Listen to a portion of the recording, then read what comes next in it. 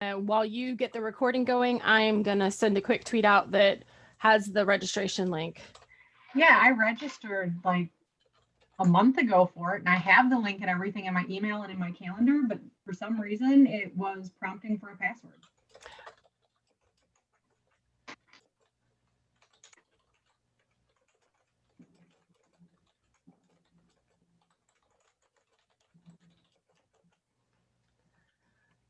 All right. I hope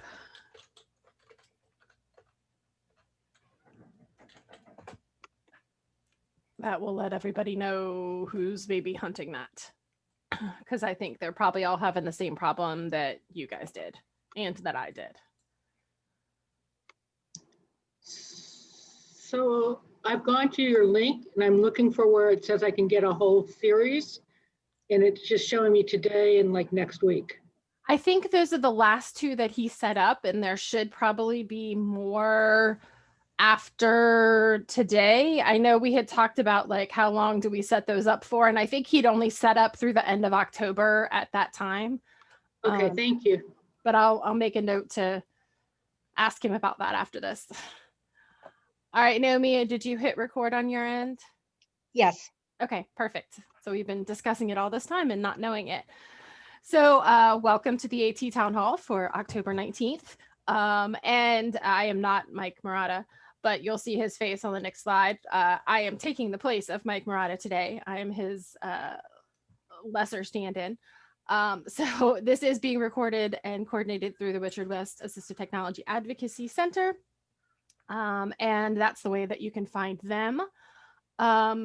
And so if you have questions, you'll discover this is very loose chat. If you have questions, you can stick them in the chat box. You can turn your camera on and chat either way. And we'll start how we have always started, which is just by if anybody has anything positive or good, or hopefully good, or a tip that has been working for them, if they wanted to share that.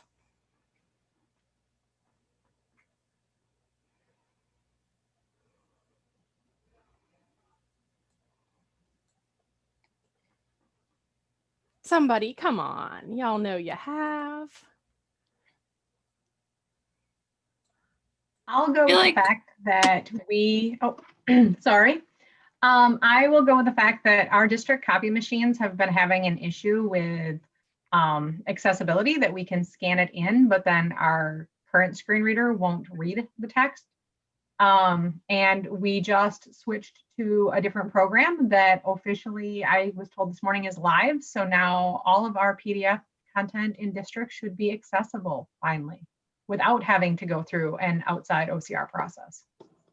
That's awesome. Do you know what kind of copiers they are, or what? We have EO Johnson copiers with PaperCut software, and about 2 years ago, PaperCut did an update.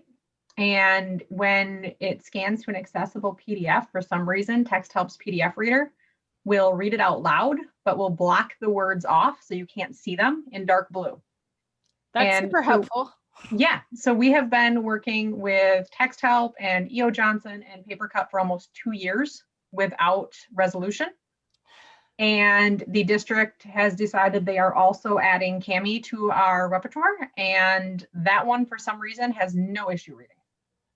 So while I'm not super thrilled that we're going to have to teach a different tool with a different view than what we've been using in teaching, so now we're going to kind of have to teach 2 different platforms, unfortunately, but at least all of our students who are learning online and stuff will have access to it. So we can keep working in the background on the other, but at least they've got something. Yeah. So now comes the work with doing all the training on it, but at least we have a tool now. You would think that maybe the company has some training supports or something. Yeah. Well, I mean, and with the TextHelp one, what was interesting is when we scan it on our copy machine, it does that to accessible PDF. But if we take an inaccessible PDF and we run it through the desktop read and write for Google OCR tool, then it reads it just fine.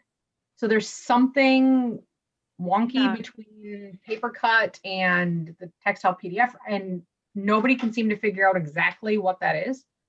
But Cami didn't have an issue with it. So for right now, at least we can start moving forward.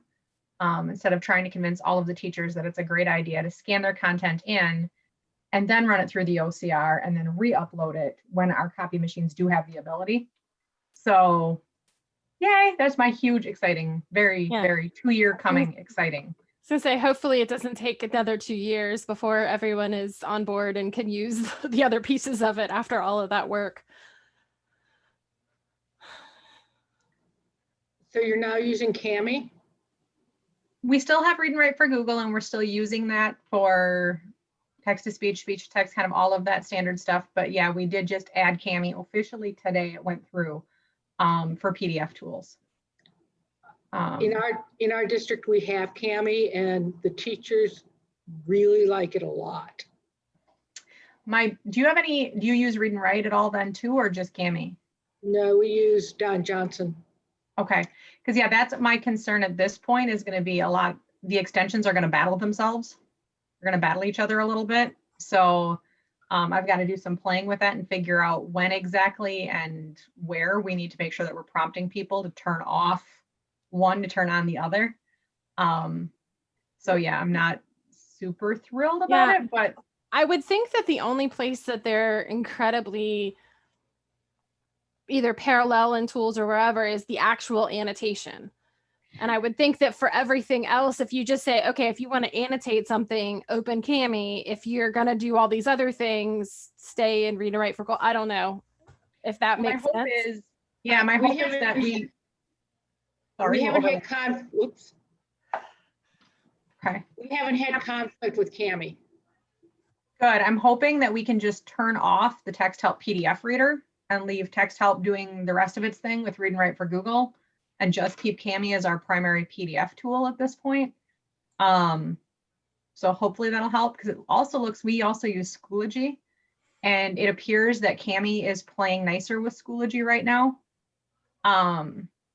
for doing everything within it instead of a student having to download the PDF and work with it and then re-upload it, which is what we've been having to do.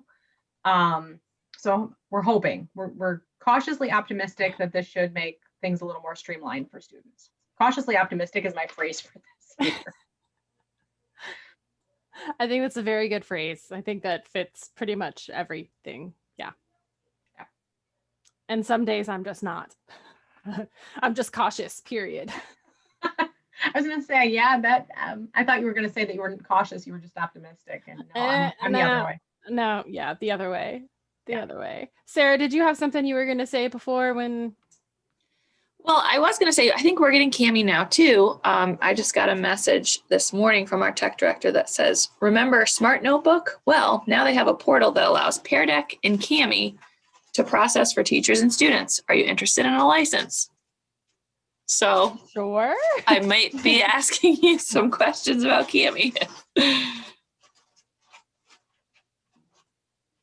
Because what are you guys using for like PDF annotation, especially for kids that are 100% virtual? I mean, you guys just came back to brick and mortar part way, all the way, some of the way? Yes. I don't know what people have been doing. We're now going to be using Kami. I use it myself, but I don't know if it's like totally, if we have access for all of our students yet or what.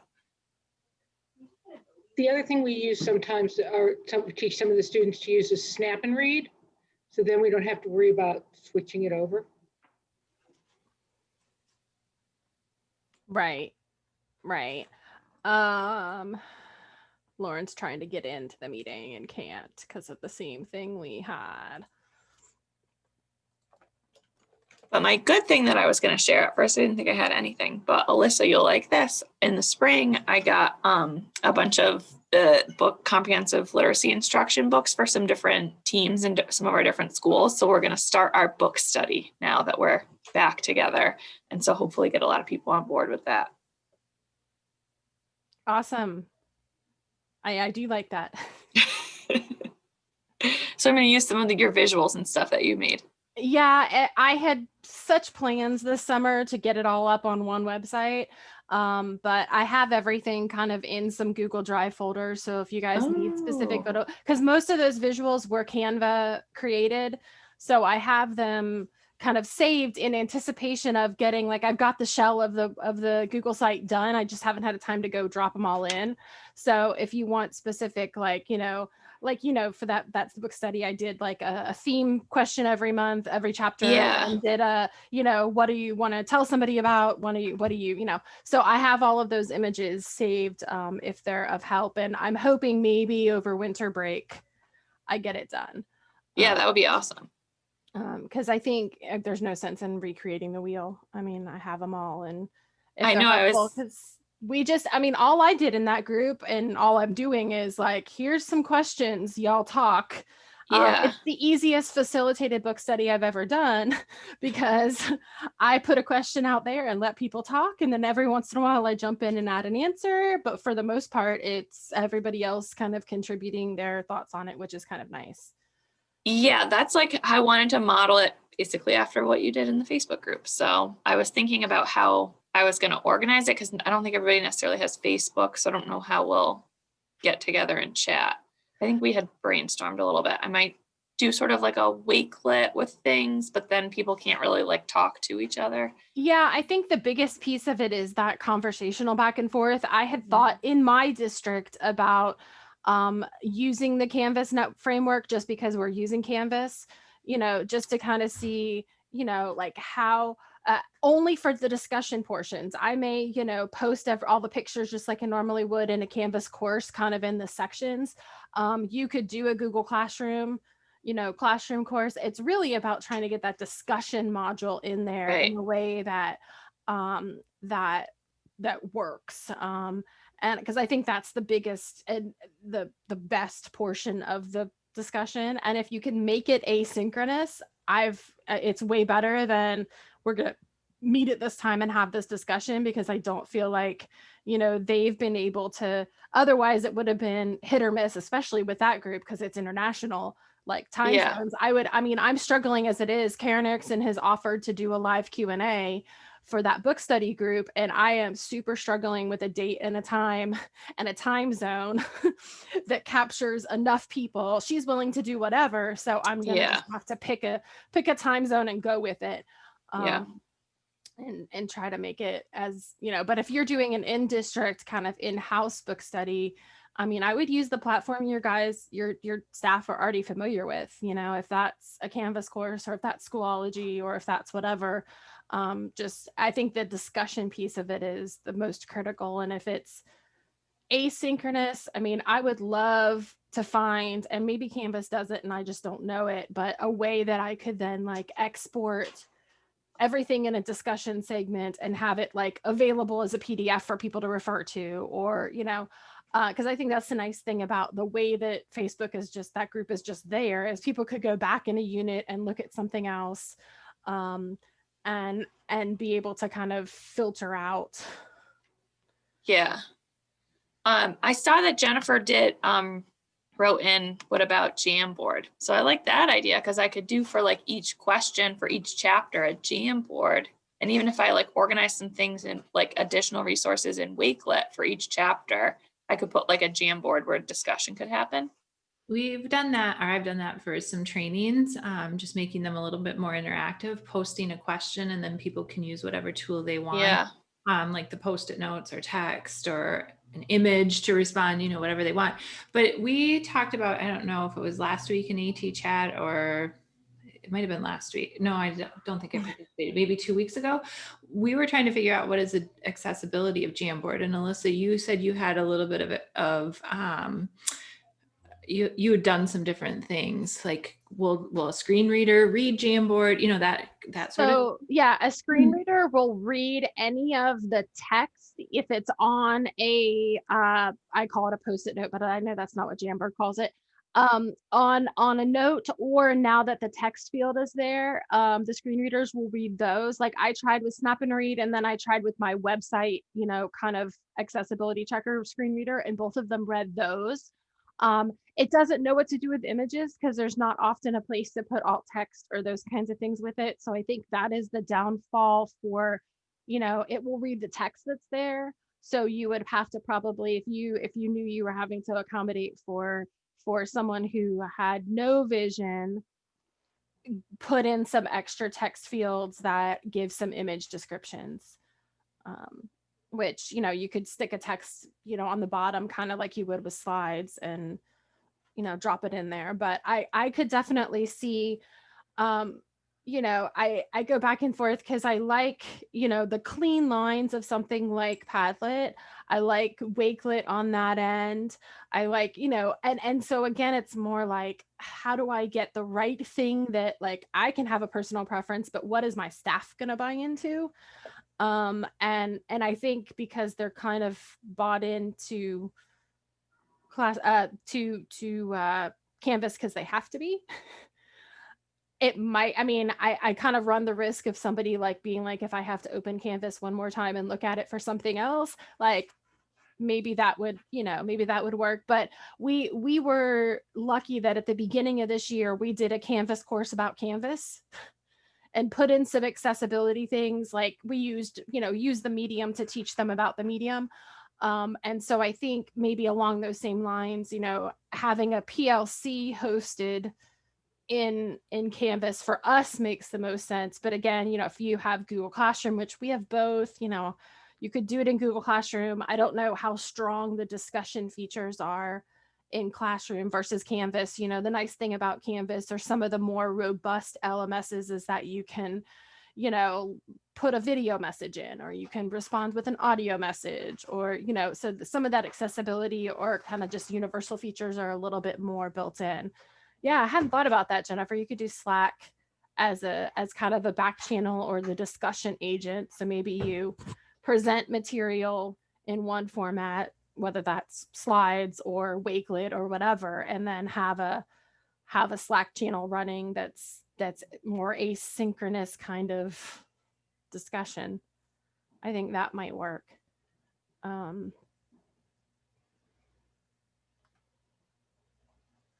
Did we solve all your problems for you, Sarah? I Yes, really lots, like lots I of good really things to think about. Yeah, I really like Jamboard. I think like our staff has really like, they've been very accepting of Jamboard. Sarah, like you said with Slack, I mean, sort of hit or miss. Padlet is a little bit better. But I feel like Jamboard, everybody seems to figure out the tools pretty easily and are pretty successful with using it. So yeah, it's a little bit more user intuitive than some of the other mediums, I think, in terms of, especially if they have some Google background, it's not such a far jump to get to be able to get to how do I use this or how do I do a thing. If they can use slides and docs, they can use Jamboard. So that might work for some of the discussion ends or something. I don't know. Any other positive? Go ahead. Anything other positive stories or quick tips? Or as always, Mike has kind of left us with not a lot of agenda. Use Jamboard tonight, you guys. We have our second project core. We're doing module 2 with our families, and we made a Jamboard because last week we were just using the chat, and I don't know, at least with Jamboard, we felt like people would feel okay if they didn't have the right answer, that they could post kind of more anonymously. And with the chat, we were like asking kind of quiz questions, or, you know, they could still use that. But I think some people were doing this like group think, like they would answer like C, and then everybody would be like C, like after the first person answered. Since nobody wants to be wrong in front of like a group of their peers. So we're using Jamboard and Kahoot tonight because we use Kahoot a lot-ish in our district, you know, for kind of fun things. So we're gonna try that. But other than that, how did session 1 go? Great. We had almost 20 families sign up we had 40 something families sign up. 20 families came.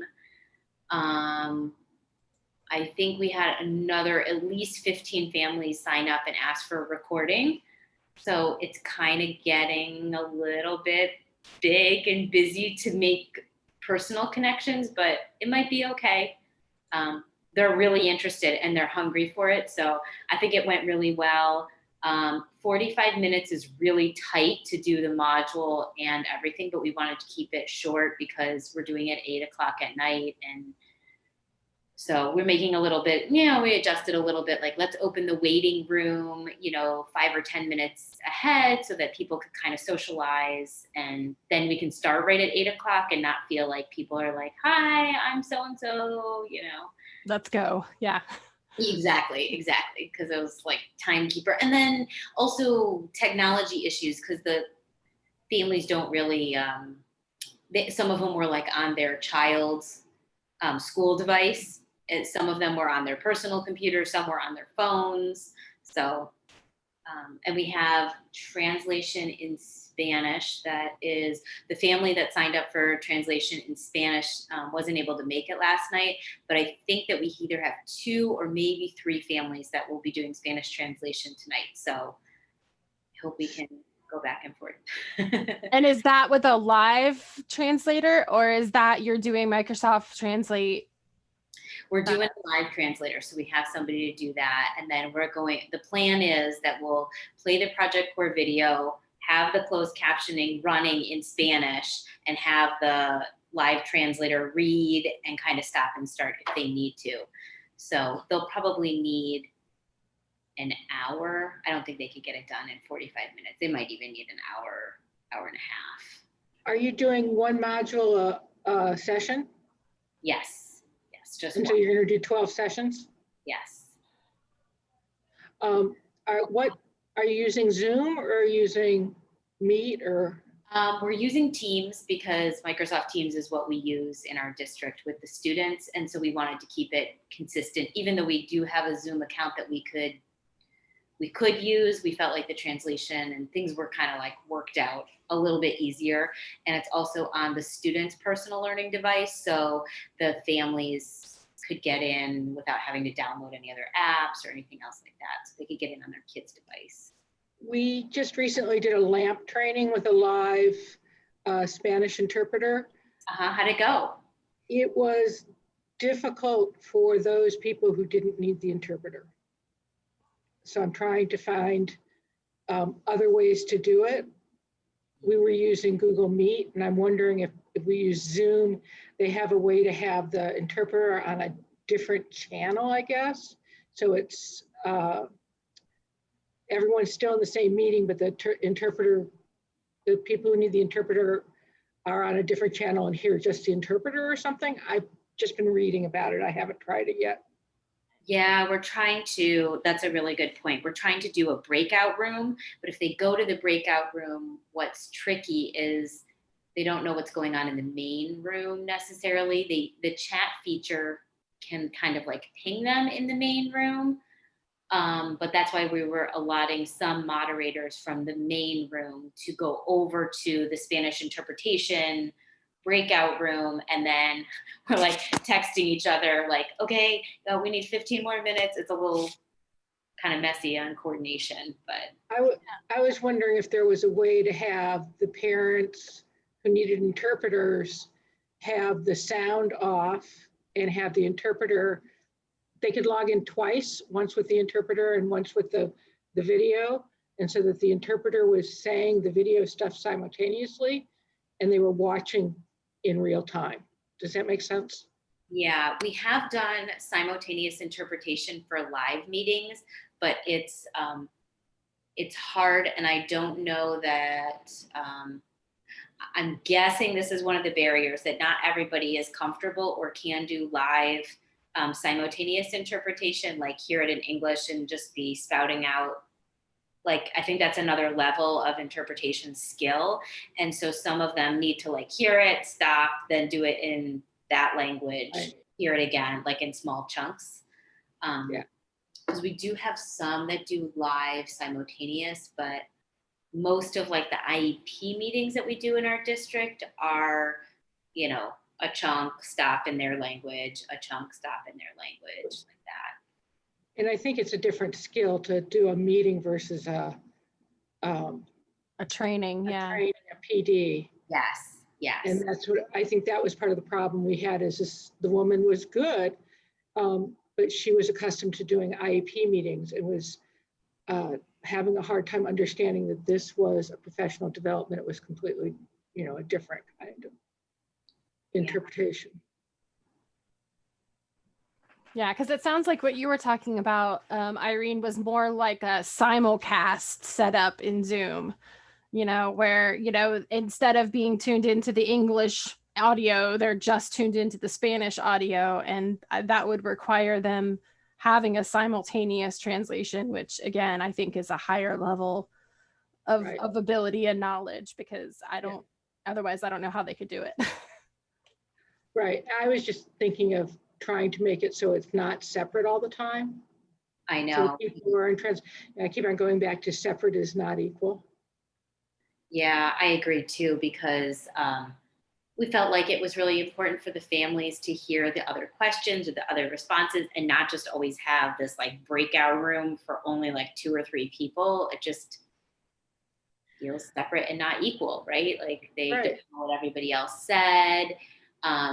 So yeah, But we're trying to figure that out now. This group had really good ideas, and I updated my phone. Oh my gosh, I got so many Translate things going on here trying to work through. I got Translate, the Apple Translate. I've got Google Translate. I had a couple other things. I was trying things, documents in Immersive Reader, like with Doc or with Microsoft Documents. I was trying Pages in Canvas. We tried a lot of different things. So yeah.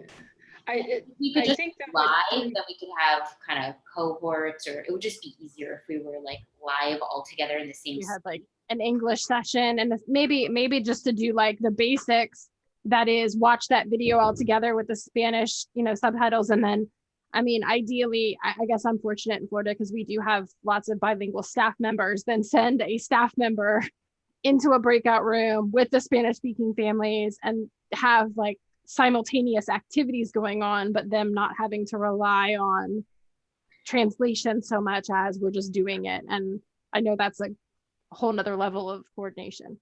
Yeah, we even thought about doing something more like flipped classroom, like everybody watch the video ahead of time, but and then we'll come together and we'll do the activities that were part of it. Like in this module, it's, like what are core words it's the universal core module. So it's like, what are 1 words, what are combined, 2, 3 words, 4 words.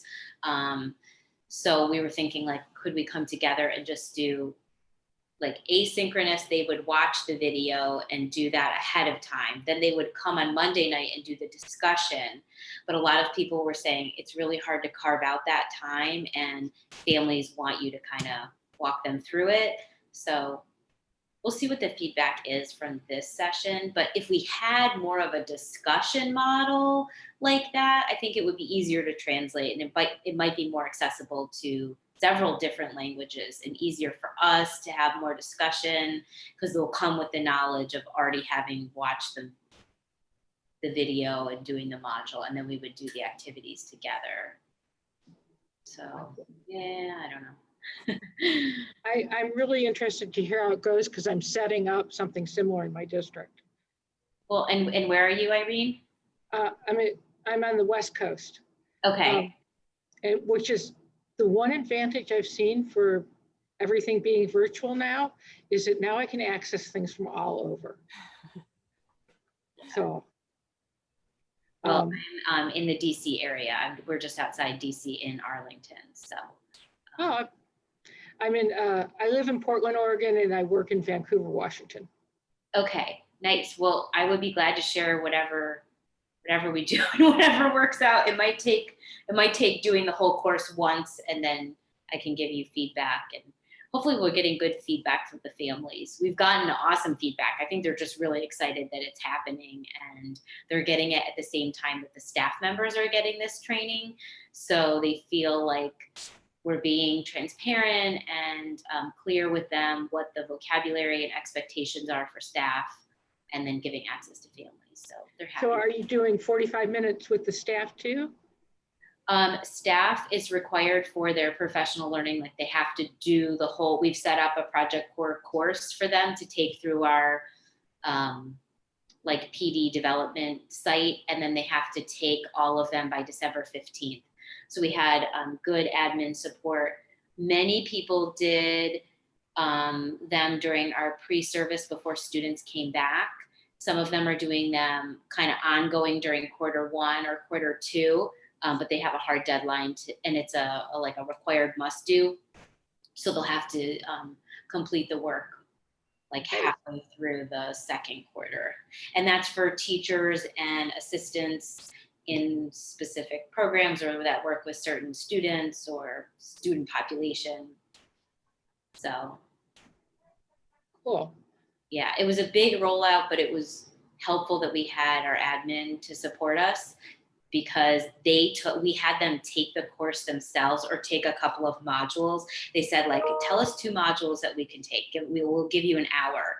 So we gave them 2 modules that they could take. And once they took them, they were like, oh yeah, this is what we want to communicate. We really want to make this a must do for everybody as sort of baseline training for everybody who's working with anybody who has difficulty communicating in any way, not just kids who are AAC users or who have complex communication needs. They felt like it was important for even like pre-K because there's a lot on emergent communication. They felt like it could generalize even teaching reading and writing for pre-K in our Virginia Preschool Initiative programs. Like they saw a lot of connections. So our L learners, they felt like Project Core was important for communicating like what words have power and what words should we be teaching our students so they have success in academics. So they made those connections on their own, which was great when seeing a couple of the modules or seeing them and participating in some other learning. So they saw a greater reach. That's awesome. I think we've said 50,000 times, whether at AT Chat or here, like the power of that administrative buy-in is huge, whether it's a tiny initiative that you're trying to do with one class or like what you're doing as a whole district kind of, specialized programs kind of focused, having that admin buy-in is huge. Cause like, even in my position in a district office, like I can't say you teacher at a school have to do A, B, or C. Like I can be like, this is a great resource. You should look at this.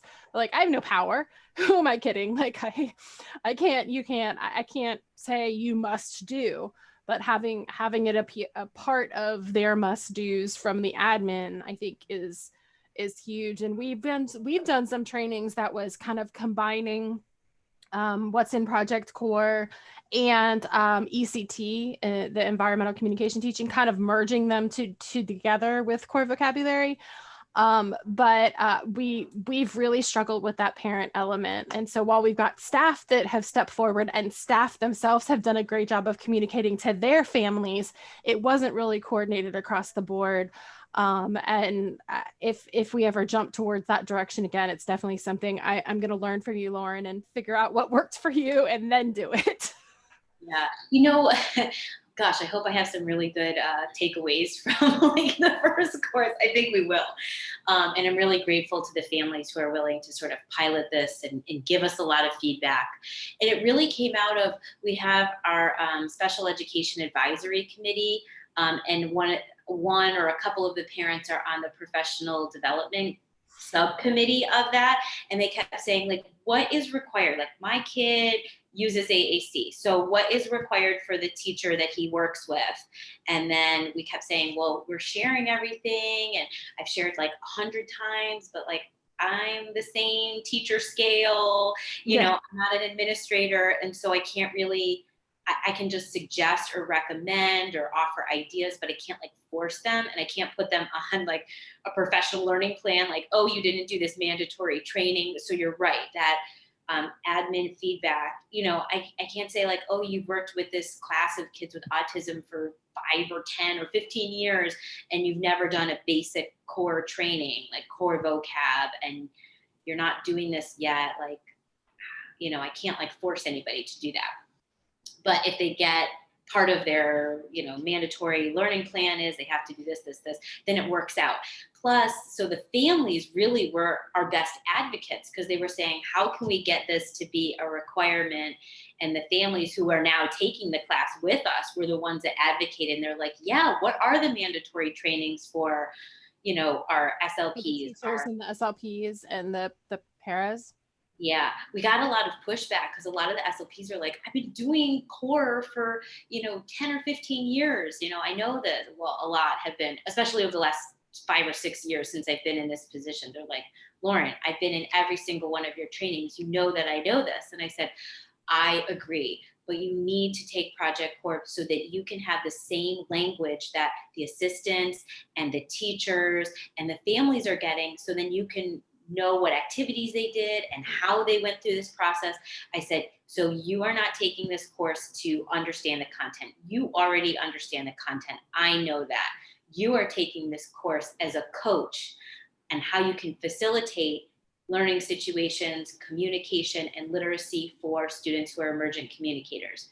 You're coaching the teachers now. So it's nice because it's multi-tiered. We have like teacher leaders now and SLPs who are being leaders in court and they know how to facilitate. Or I'm like, take one of those activities. You do that as beginning of the year or as a CLT. Like, how can we plan this lesson with core? How can we take this standard, Sarah, like you did with your dad, like that essential question? It was awesome because that's what I'm doing. I'm like, what's the essential question in using fringe words and, barometer and all those like science words that they're like, well, I don't know how to make it. Oh, go up, go down, change, different. Okay, now I get it.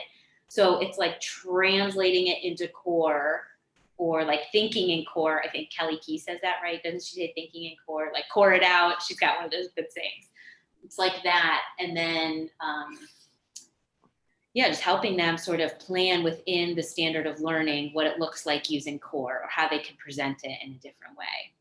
Yes, thank you, Lauren. I was waiting for somebody to mention Sarah's training workshop because I have not yet seen it. I'm gonna have to go back and watch the audio. But Sarah, how did it go? It went really well. It was really fun. And I gave you some shout outs, so you'll have to watch it. Geez. We shared some Jamboard stuff. I was thinking it was probably Jamboard related. Seems to But be. yeah, it was good. We're going to do, I think next month we'll do a part 2. So we're going to talk more about like teaming, heterogeneous groupings and classes and stuff like that. How was it to present with your dad? Everything. She packed in Jamboard, descriptive teaching, Yes. free-based learning. I mean, it was awesome. I was like, oh, yes.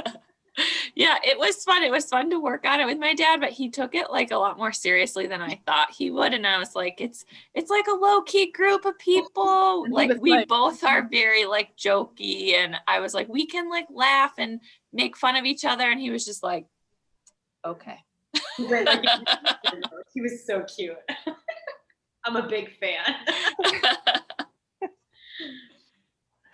He was so like, I looked at him and I was like, you're so wise. Like you were just like, go slow, be patient. It's gonna connect for the students. And I was like, yes. It was so good. I always love having a team member who, try something. Like he obviously was a pioneer in this, in his school division. And there was definitely, you could tell there was definitely like people who were like, no, it's not going to work. And he's like, I'm going to do it anyway. Yep, exactly.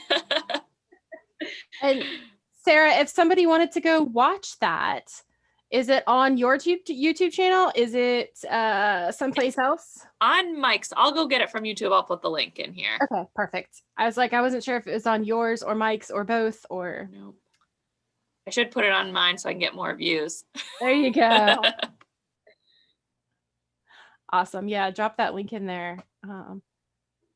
Yeah, I was thinking, oh gosh, Sarah, I have so much to respond to you about. Go for it. In that strand, I was like, oh, the Bloom's taxonomy stuff is so good about asking the questions at different levels, like what's understanding, what's analysis, what's creating.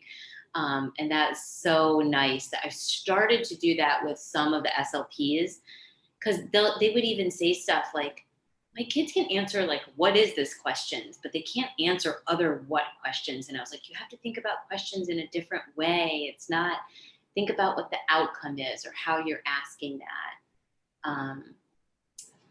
Who's that good SLP who does a lot on that? Tatiana. She has like evidence-based for the SLP. Does anybody know what her name is? Tatiana. Oh gosh, I'll have to look her up. All right.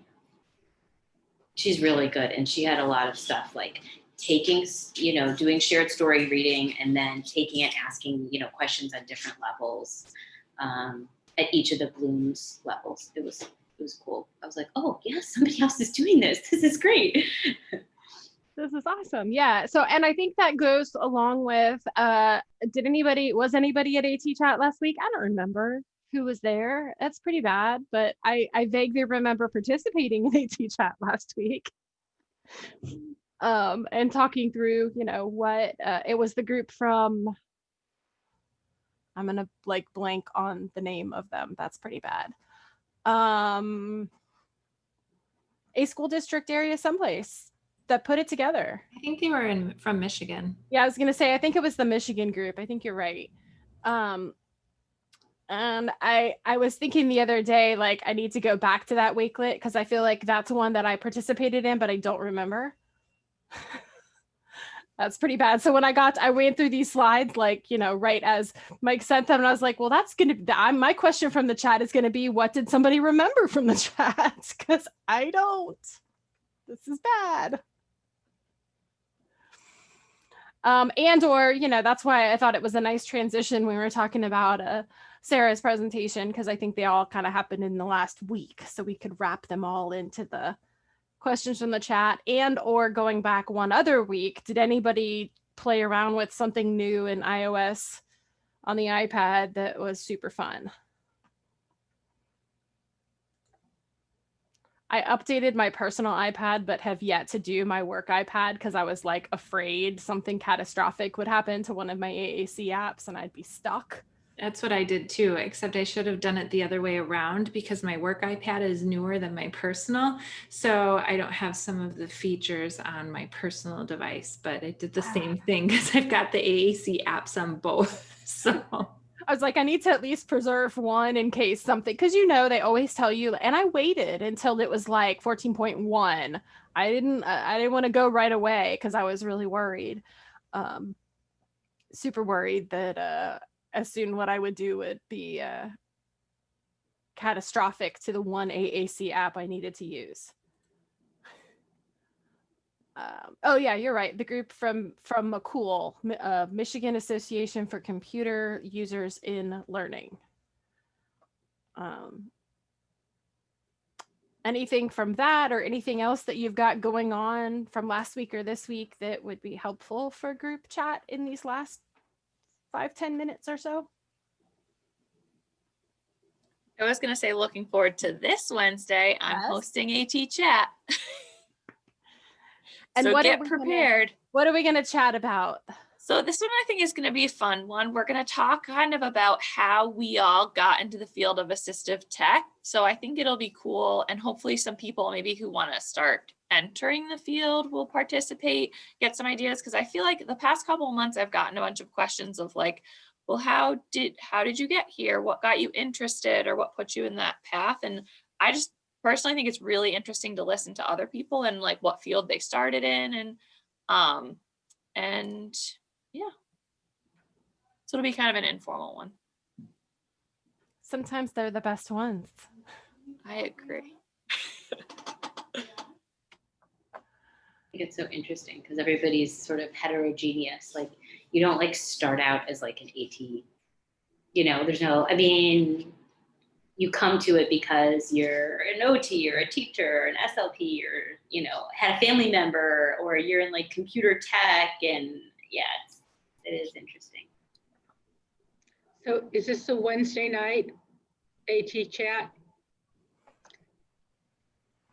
We're all shaking our heads. I don't know if you can see it or not, but yeah. I saw I heard brains rattling. Yeah. Yes. So this is the Wednesday night, 8:00 AT Chat on Twitter.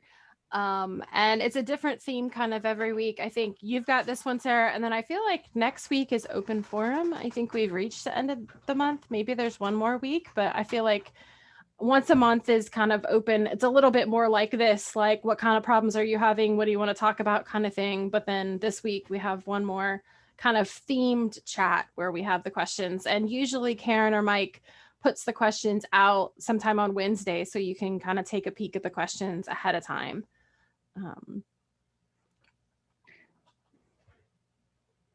So 8 o'clock would be 5 o'clock your time. So it might be not a super wonderful time for you.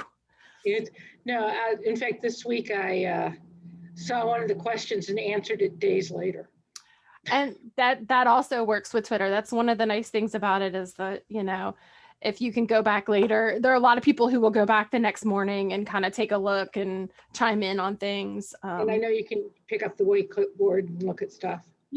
Yep, you definitely can. So if 5 o'clock doesn't work for you, then you can always chime in later that night, or even the next day, or like you said, like you did during the week. Because then it's always out there for us, especially if it's a great resource that you know about that we don't maybe know about.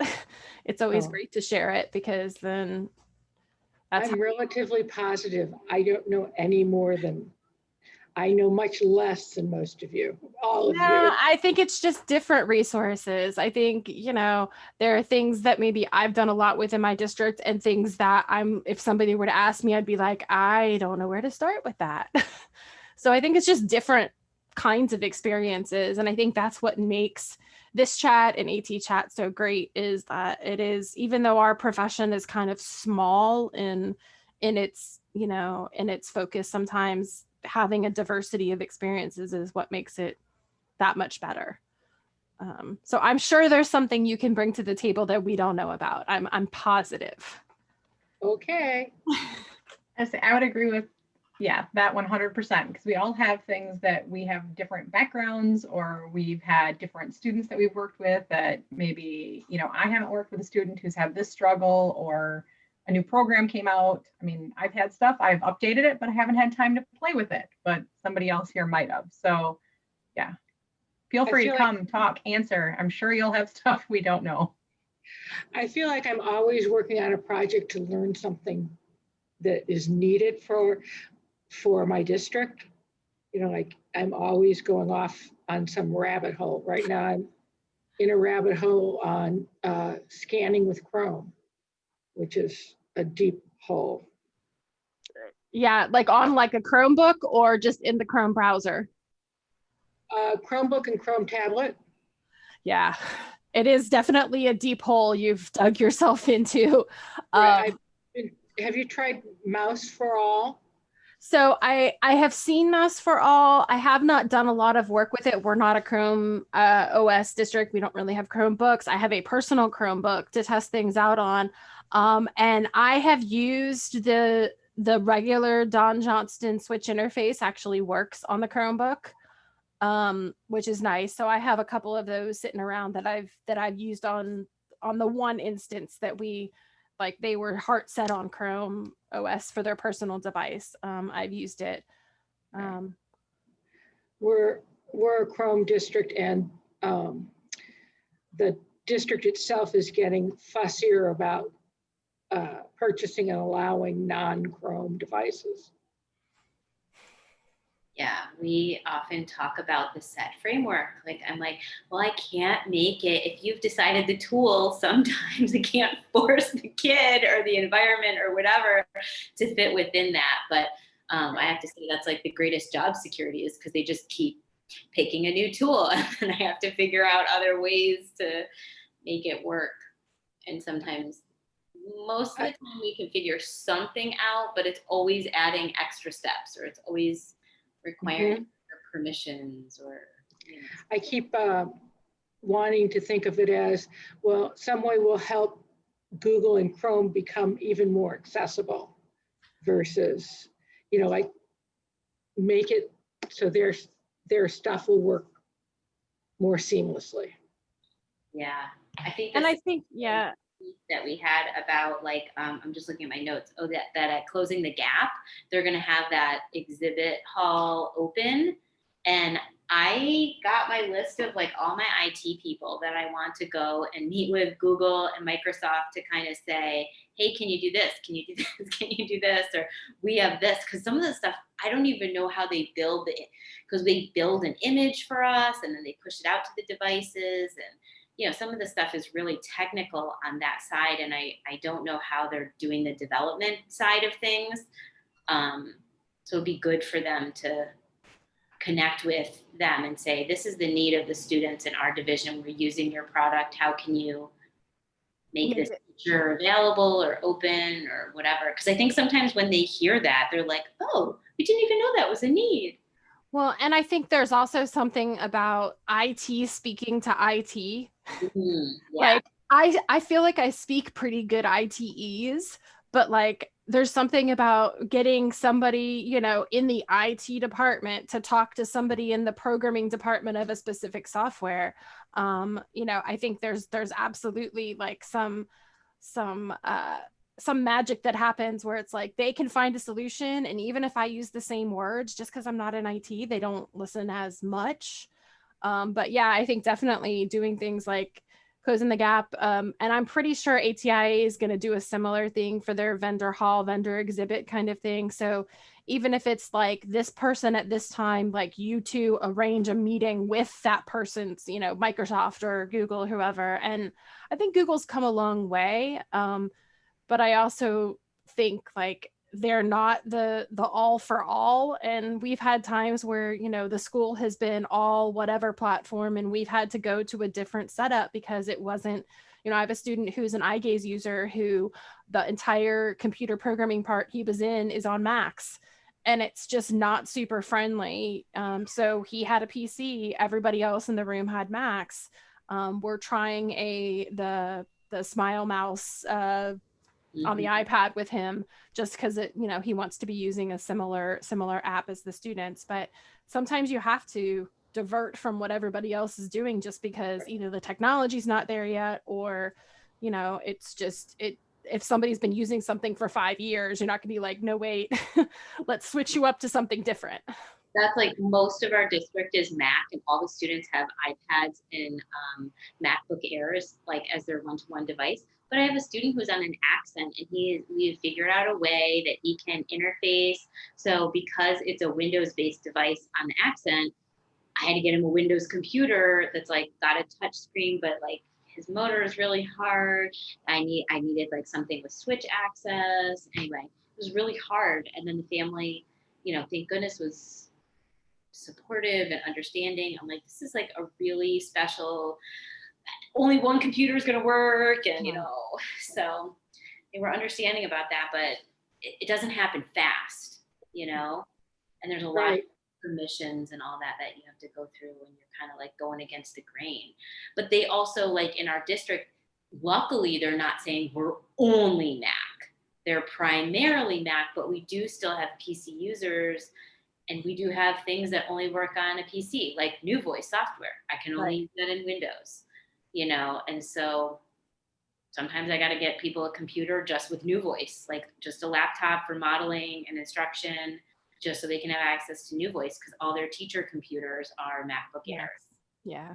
So like you kind of dug yourself a hole where you're gonna like have to pay a little more, but you can, you know, district, if you want to do primarily Mac, that's fine, but you have to do, you know, this and that. Have they thought about doing, you know, parallels or, you know, that end and running Windows on the Mac? Yeah, it doesn't. Yeah, so it's not super wonderful. It's not, and it takes a lot of power. And because they've given MacBook Airs and not MacBook Pro to the teachers, it's not like this was a problem that we had, because I said, let's try out VM Fusion and let's try out Parallels.